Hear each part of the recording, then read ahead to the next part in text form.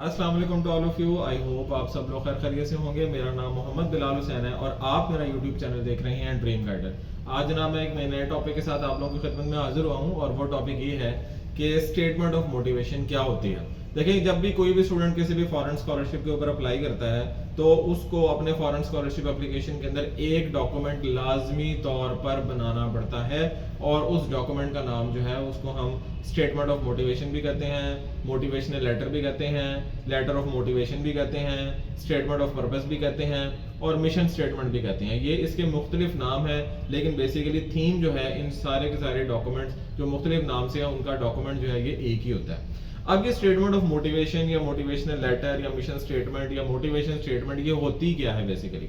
देखिए, ये वो जो पर्टिकुलर अगर मैं इसकी मैं आप लोगों को डेफिनेशन बताऊं तो ये बेसिकली क्या होती है कि ये एक ऐसा डॉक्यूमेंट है, a document where you describe your professional competence, जहां पे आप अपनी प्रोफेशनल कॉम्पिटेंस के बारे में बताते हैं और पर्सनल मोटिवेशन के बारे में बताते हैं about choosing to study a particular field, कि आप किसी भी पर्टिकुलर फील्ड में क्यों पढ़ना चाहते हैं या कोई भी किसी भी पर्टिकुलर यूनिवर्सिटी में क्यों पढ़ना चाहते हैं या कोई भी स्कॉलरशिप क्यों लेना चाहते हैं, आपका रीजन क्या है, आपका मकसद क्या है, ये आपने डिस्क्राइब करना होता है अपने प्रोफेशनल कॉम्पिटेंस और अपनी जो पर्सनल मोटिवेशन है उसको साथ मिला के।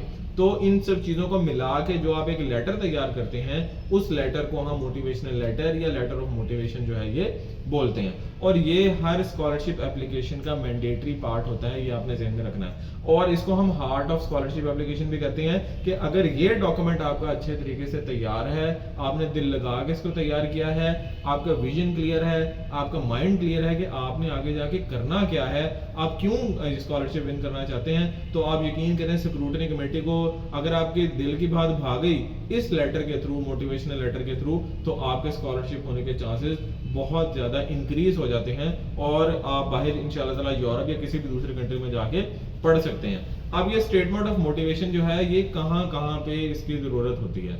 नंबर एक तो ये चाहिए होता है किसी भी फॉरेन स्कॉलरशिप पर अप्लाई करने के लिए, ये लाजमी तौर पर चाहिए होता है। दूसरे नंबर पर अगर आपने सेल्फ फाइनेंस बेसिस पे यानी खुद खर्चा करके भी अगर आपने बाहर जाना है और बाहर जाके आपने किसी भी यूनिवर्सिटी में पढ़ना है तब भी आपको स्टेटमेंट ऑफ मोटिवेशन लाजमी तौर पर बनाना पड़ती है। तीसरे नंबर पर अगर आप किसी भी जगह पे वॉलंटियर वर्क करना चाहते हैं, किसी भी ऑर्गेनाइजेशन में जाके काम करना चाहते हैं, तो जब आप उनको एप्लीकेशन लिखेंगे या उनके डॉक्यूमेंट्स फिल करेंगे तो वहां पर भी आपको इस डॉक्यूमेंट यानी स्टेटमेंट ऑफ मोटिवेशन की जरूरत पड़ेगी। और चौथे नंबर पर और लास्टली आ जाता है जी कि बेसिकली ये डॉक्यूमेंट चूंकि आपके फ्यूचर प्लान्स के बारे में बताता है तो इस डॉक्यूमेंट के थ्रू जिस भी जो बंदे को जिसके पास जाके आप काम करना चाहते हैं उसको आपकी इंटेंशंस के बारे में, पॉजिटिव इंटेंशंस के बारे में पता लग जाता है। अब जनाब इस पर्टिकुलर डॉक्यूमेंट को बनाने के मुख्तलिफ तरीके हैं। कई लोग इसको स्टोरी की फॉर्म में लिखते हैं, कई लोग इसको फॉर्मल फॉर्म में लिखते हैं, ठीक है। और आप यकीन करें, आप सिंपल इसको गूगल करेंगे ना, गूगल पे जाके स्टेटमेंट ऑफ मोटिवेशन या मोटिवेशनल लेटर सैंपल्स, तो आपको हर फील्ड ऑफ स्टडी के हिसाब से मुख्तलिफ किस्म के स्टेटमेंट ऑफ मोटिवेशन या मोटिवेशनल लेटर या मिशन स्टेटमेंट आपको मिलेंगे और इतने ज्यादा मिलेंगे कि आप हो सकता है कंफ्यूज हो जाए। तो उसका आसान सा तरीका ये है कि अभी जो चीजें मैं आप लोगों को बताऊंगा अगर आप इन पॉइंट्स को थोड़ा सा फॉलो कर लें, बाकी आप थोड़ी सी इमेजिनेशन, डिफरेंट डॉक्यूमेंट्स जो कि डिफरेंट सैंपल्स मौजूद हैं स्टेटमेंट ऑफ मोटिवेशन के, जो कि आप गूगल से आप ले सकते हैं, उनको भी आप पढ़ें, ठीक है जी। क्योंकि हर फील्ड के हिसाब से स्टेटमेंट ऑफ मोटिवेशन आपको डिफरेंट जो है वो मिलेगा, लेकिन बेसिक चीजें जो है उसके अंदर सेम होंगी। और वो बेसिक चीजें ही वो मैं आप लोगों को अभी बताऊंगा कि आपने इसको लिखना कैसे है, ठीक है। बाकी कोशिश आपने प्लीज ये करनी है, मेरी जो रिक्वेस्ट होती है स्टूडेंट से, कि आपने किसी भी डॉक्यूमेंट को कॉपी नहीं करना। अगर आपको सैंपल मिल रहा है ना, गूगल से सैंपल मिल रहा है, तो अगर वो देखें वो आपके एक्सेस में है तो वो और भी बहुत सारे लोगों के एक्सेस में है, या किसी भी स्कॉलरशिप ग्रुप से अगर आपको स्टेटमेंट ऑफ मोटिवेशन का अच्छा सा सैंपल मिल जाता है तो आपने उसको कॉपी नहीं करना, आपने उसके इंस्पिरेशन लेके उसको खुद आपने जो है ना अपना ड्राफ्ट खुद बनाना है, उसको खुद कंपोज करना है और उसके ऊपर मेहनत करनी है। उसमें वर्ड्स की जो है ना वो चॉइस है अच्छी आपने यूज करनी है और इतना इंप्रेसिव उसको बनाना है कि जब स्क्रूटनी कमेटी उसको पढ़े तो उसको मजा आए और वो इंप्रेस हो और वो इंशाल्लाह ताला आपको स्कॉलरशिप जो है ना वो दे दे, ठीक है जी। अब आपने इसको लिखना कैसे है, ठीक है जी। अब लिखना इसमें कैसे है कि सबसे पहले आप अपना इंट्रोडक्शन करवाएं पहली लाइन के अंदर के जनाब that is it's Mohammad Bilal Hussain from Pakistan या my name is Mohammad Bilal Hussain from Pakistan, something like this.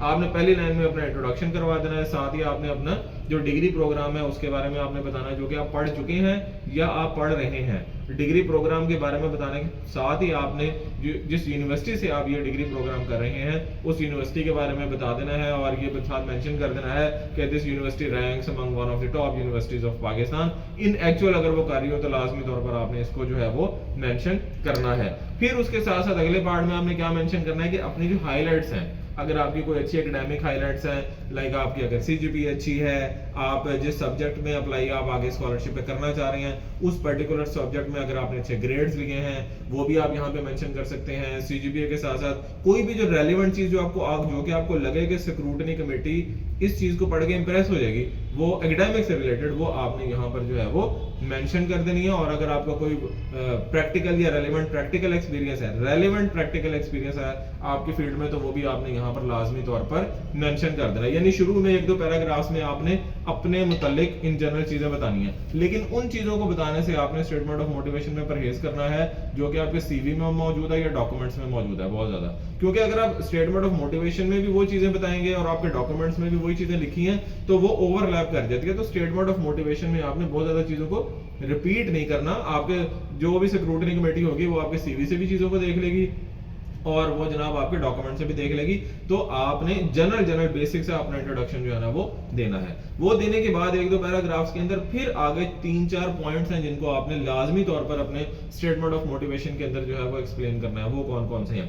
Number 1 तो आपने ये बताना है कि आप कोई भी पर्टिकुलर स्कॉलरशिप जिसके ऊपर आप अप्लाई कर रहे हैं उसको क्यों विन करना चाहते हैं। अब जाहिर सी बात है, देखिए आप ये तो नहीं उनको कहेंगे कि जनाब मुझे इससे पैसे मिलेंगे, इस वजह से मुझे जो है ना विन करना है। वो एक एस्पेक्ट है, आपको पैसे मिलेंगे स्कॉलरशिप विन करके, लेकिन एक आपके पास सॉलिड रीजन होनी चाहिए कि यार आपने क्यों इस पर्टिकुलर स्कॉलरशिप जिसके ऊपर आप अप्लाई कर रहे हैं इसको क्यों विन करना चाहते हैं। तो आपने एक सॉलिड रीजन देनी है, नंबर 1। फिर उसके बाद आ जाता है जी कि इस स्कॉलरशिप से आपको क्या फायदा होगा। वही बात आ गई कि स्कॉलरशिप से अगर आप विन कर लेते हैं इससे आपको क्या फायदा होगा, फाइनेंशियली क्या फायदा होगा, पर्सनैलिटी ग्रूमिंग के हवाले से क्या फायदा होगा, ओवरऑल आपकी इससे लाइफ चेंजिंग प्रोसेस किस तरह से होगा, ये आपने एक्सप्लेन करना है इस पॉइंट में। फिर आपको अगर ये स्कॉलरशिप मिल जाता है तो इससे आपकी कंट्री को बाद में क्या फायदा होगा। जब अगर आप डिग्री कर लेते हैं स्कॉलरशिप मिलने के बाद तो आपके कंट्री को क्या फायदा होगा और ऑल ओवर द वर्ल्ड आप किस तरह की जो है ना स्कॉलरशिप के थ्रू विन करने के बाद, डिग्री करने के बाद आप चेंज लेके आ सकते हैं। इसके साथ ये भी पॉइंट आपने अपने स्टेटमेंट ऑफ मोटिवेशन के अंदर जो है ना वो बताना है। यानी आपने अपना विजन बताना है कि आप क्यों अप्लाई कर रहे हैं, क्यों आप जो है ना वो स्कॉलरशिप विन करना चाह रहे हैं, क्यों ये डिग्री जो है ना वो लेना चाह रहे हैं। आपने कन्विंस करना है स्क्रूटनी कमेटी को। और लास्टली आपने ये बताना है कि आपके फ्यूचर गोल्स क्या हैं एट द एंड।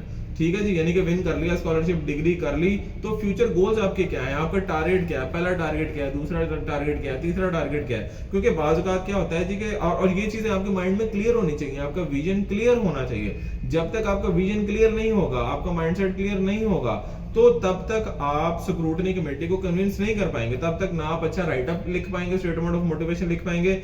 और अगर आप कहीं से वो कॉपी पेस्ट करके अच्छा को लिख कर भी लेते हैं, फर्ज करें, और आपका विजन क्लियर नहीं है, तो जब आपको इंटरव्यू के अंदर कॉल किया जाएगा, जब स्कॉलरशिप के इंटरव्यू में कॉल किया जाएगा, तो वहां से आपकी स्टेटमेंट ऑफ मोटिवेशन के हवाले से क्वेश्चन किया जाता है कि जनाब देखें आपने अपनी स्टेटमेंट ऑफ मोटिवेशन के अंदर ये लिखा है, तो इसकी क्या रीजन है, आप क्यों ये करना चाहते हैं, आपका इसके पीछे क्या पर्पस है, आपका विजन क्या है। तो अगर आपने वो स्टेटमेंट ऑफ मोटिवेशन कहीं से कॉपी की होगी और आपका विजन ही क्लियर नहीं होगा तो आप सही तरह से जवाब ही नहीं दे पाएंगे। और अगर आप जवाब नहीं दे पाएंगे तो वो स्क्रूटनी कमेटी को आप इंप्रेस नहीं कर पाएंगे और वो स्क्रूटनी कमेटी आपको जो है ना वो फारिग कर देगी और आपको वो स्कॉलरशिप की दौड़ से आप बाहर हो जाएंगे। तो इसलिए मैं हमेशा स्टूडेंट से ये रिक्वेस्ट करता हूं कि प्लीज आप सब लोग जो है ना वो हमेशा ओरिजिनल डॉक्यूमेंट्स यूज करें, कॉपी पेस्ट वाले डॉक्यूमेंट्स कभी भी इस्तेमाल ना करें। आपको सैंपल्स हर जगह से मिल जाएंगे, लेकिन उन सैंपल्स को अपने ओरिजिनल डॉक्यूमेंट्स में कन्वर्ट मत करें, बल्कि अपना ओरिजिनल डॉक्यूमेंट खुद ड्राफ्ट करें, खुद बनाएं, स्पेशली स्टेटमेंट ऑफ मोटिवेशन। ठीक है जी, तो आई होप आप लोगों ने मेरी इस छोटी सी वीडियो को जो कि स्टेटमेंट ऑफ मोटिवेशन के हवाले से इसको एंजॉय किया होगा और आपको कुछ ना कुछ इन्फॉर्मेशन इससे जरूर मिली होगी। अगर आपको मेरी ये वीडियो अच्छी लगी है तो प्लीज लाइक अप बटन जरूर दबाइएगा, मेरे चैनल ड्रीम गाइडर को जरूर सब्सक्राइब कीजिएगा ताकि सदका जारिया का ये सफर जो है वो आगे से आगे जो है वो पहुंचता रहे, क्योंकि जितने सब्सक्राइबर्स बढ़ेंगे उतना ही सदका जारिया का ये सफर जो है ये बढ़ेगा। और काइंडली इस वीडियो को जरूर शेयर कीजिएगा अगर आपको ये वीडियो अच्छी लगी हो। इंशाल्लाह ताला और नेक्स्ट टाइम नए टॉपिक के साथ आप लोगों की खिदमत में अगेन मैं हाजिर होऊंगा। अपना बहुत सा ख्याल रखिएगा, मुझे दीजिए इजाजत अपने ड्रीम गाइडर भाई मोहम्मद बिलाल हुसैन को। जज़ाकल्लाह एंड अल्लाह हाफिज।